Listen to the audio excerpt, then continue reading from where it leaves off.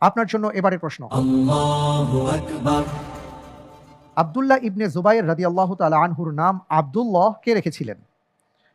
এ, তার পিতা জুবাইর ইবনুল আওয়াম রাদিয়াল্লাহু তাআলা আন। বি, তার মাতা আসমা বিনতে আবি বকর। সি, তার নানা আবু বকর সিদ্দিক রাদিয়াল্লাহু আন। ডি, মুহাম্মদ রাসূলুল্লাহ সাল্লাল্লাহু আলাইহি ওয়াসাল্লাম। যে আমি এই প্রশ্নের উত্তর হিসাবে বেছে নিচ্ছি ডি, রাসূল সাল্লাল্লাহু আলাইহি ওয়াসাল্লাম। জি, রাসূল সাল্লাল্লাহু আলাইহি ওয়াসাল্লাম। ফ্রিজ করে দিব। ইনশাআল্লাহ। লক করা হোক অপশন ডি, রাসূল সাল্লাল্লাহু আলাইহি ওয়াসাল্লাম। আমরা জানি যে আব্দুল্লাহ ইবনে জুবাইর রাদিয়াল্লাহু তাআলা আনহুর জন্মের বিষয়টা খুব অসাধারণ একটা মুহূর্ত ছিল।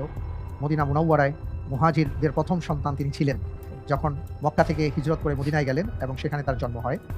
এর আগে কাফেররা বলার চেষ্টা করছিল অনেক কথা, তো তাকে পেয়ে সবাই খুব আনন্দ করেছিলেন। আপনি বলছেন আব্দুল্লাহ ইবনে জুবাইর, আব্দুল্লাহ নামটা রাসূল সাল্লাল্লাহু আলাইহি ওয়াসাল্লাম রেখেছেন। আপনি যে উত্তরটি দিয়েছেন আপনার উত্তরটি সঠিক উত্তর। আলহামদুলিল্লাহ। আলহামদুলিল্লাহ, জি সঠিক বলেছেন।